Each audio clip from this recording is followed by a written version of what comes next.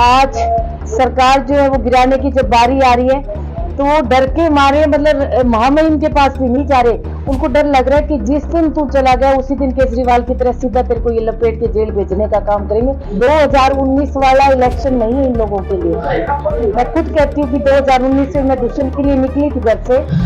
मुझे लगता है हफ्ते बाद हमने मतलब वोट मांगने बंद कर दिए थे, मैंने खुद ने। हरियाणा में लोकसभा चुनाव को लेकर प्रत्याशियों का धुआंधार कैंपेन जारी है। 25 मई को होने जा रहे वोटिंग से पहले उम्मीदवार अपने अपने चुनाव क्षेत्र का कोना कोना नाप देना चाहते हैं। हिसार से जेजेपी की कैंडिडेट और विधायक नैना चौटाला भी इन दिनों हिसार के विभिन्न इलाकों का ताबड़तोड़ दौरा कर रही हैं। सोमवार को उन्होंने उचाना हलके के 16 गांव का दौरा कर लोगों से समर्थन की अपील की। इस दौरान जगह जगह उनका भव्य स्वागत भी हुआ। जनसंपर्क कार्यक्रम से इतर मीडिया से बातचीत के दौरान नैना चौटाला ने जेजेपी को वोट कटवा करार देने पर पूर्व सीएम भूपेंद्र हुड्डा पर जोरदार पलटवार किया। नैना ने आरोप लगाया कि हुड्डा जेल जाने के डर से बीजेपी की सरकार को नहीं गिरा रहे हैं।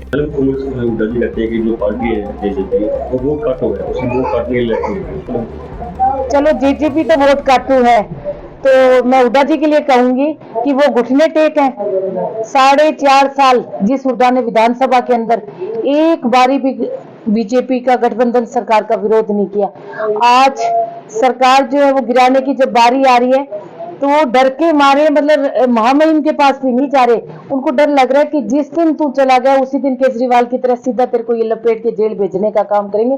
तो जेजेपी जो है वो कोई वोट काटू नहीं है, वो तो डंके की चोट पे इलेक्शन लड़ रही है। पर भूपेंद्र हुड्डा जो है वो सरेआम बीजेपी के आगे सरेंडर करे हुए बैठे हैं आज के दिन। मेमा का एक बयान वायरल हो रहा है कि आपने 2019 में कहा था कि बीजेपी को समर्थन नहीं देंगे, तो समर्थन हो गया था। तो अब क्या कभी ऐसा हो सकता है दोबारा कि जेजेपी बीजेपी इकट्ठी हो जाए इलेक्शन के बाद? आज की परिस्थितियां तो बिल्कुल नहीं कहती कि हम लोग कभी इकट्ठे होंगे। बाकी तब भी हमने तो इकट्ठा नहीं होना था, पर मेरे को लगता है कि राजनीति में कुछ भी संभव है। और बाकी इस हिसाब से जो डिच किया है उन्होंने, उस हिसाब से मैं कहूंगी। और ये जो पुरानी ऑडियोज निकाल के ये आजकल का बहुत बड़ा ट्रेंड बना हुआ है ये, तो कोई बात नहीं, निकालने दो, लोगों का काम है। और अभी मैं ऐसा कुछ नहीं कहूंगी, मौजूदा हालत में ये है कि हम बीजेपी के साथ नहीं जाएंगे। नैना ने बागी विधायकों से दो टूक कहा कि जब तक वो इस्तीफा नहीं दे देते तब तक वो जजपा के विधायक ही कहलाएंगे। मेरे से कल भी किसी ने पूछा था और उन्होंने ये कहा कि वो कहते कि हम जजपा के विधायक नहीं है। तो मैंने उनको कहा था कि मैं फालतू नहीं बोलूंगी उनके लिए बिल्कुल भी। जब भी देवेंद्र बबली का नाम आएगा तो हमेशा उसके साथ, क्योंकि पहले विधायक नहीं बना हुआ, हमेशा उसके नाम के आगे लिखा हुआ आएगा जननायक जनता पार्टी का विधायक देवेंद्र बबली। दादा गौतम के लिए भी जजपा लिखा हुआ आएगा, ईश्वर सिंह के लिए भी जजपा लिखा हुआ। जितने हैं 10 के 10, जब तक ये इस्तीफा नहीं दे देते तब तक जजपा ही लिखा हुआ आएगा इनके साथ। वहीं बीजेपी के 400 पार नारे पर तीखा तंज कसते हुए नैना ने कहा कि अब तो उनके सांसद ही कहने लगे हैं कि प्रधानमंत्री क्या पाकिस्तान से इतने सांसद लाएंगे। 2019 के चुनाव का हवाला देते हुए जजपा प्रत्याशी ने कहा कि इस बार वैसा माहौल नहीं है। भैया कोई 400 पार नहीं है। मैं तो बार बार कह रही हूँ कि इनकी 200 से लेके 210 तक सीट्स आएंगी। इनके खुद के एमपीज कह रहे हैं ये बात अपनी स्पीचेस में, कहते प्रधानमंत्री कहाँ से पाकिस्तान से लेके आएंगे क्या इतना 400? कोई नहीं, इनका नारा धीरे धीरे, स्टार्टिंग में आए थे तब एक जोश था, अब हम खुद गाँव में जा रहे हैं।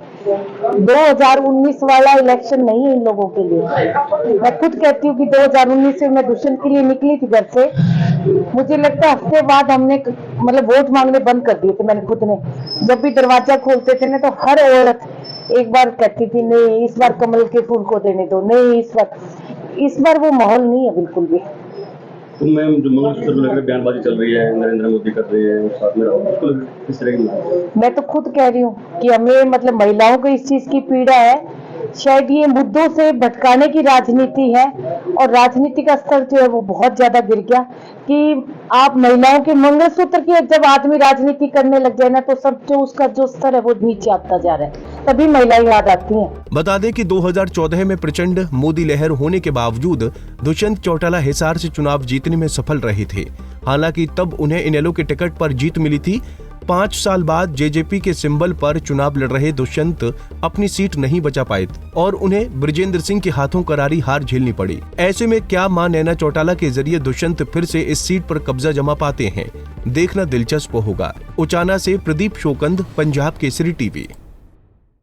हमसे जुड़े रहने के लिए हमारे YouTube चैनल को सब्सक्राइब करें और नई वीडियो की नोटिफिकेशन के लिए बेल आइकॉन को दबाएं। अगर आप ये वीडियो Facebook पर देख रहे हैं तो लाइक जरूर करें और ज्यादा से ज्यादा शेयर करें। धन्यवाद।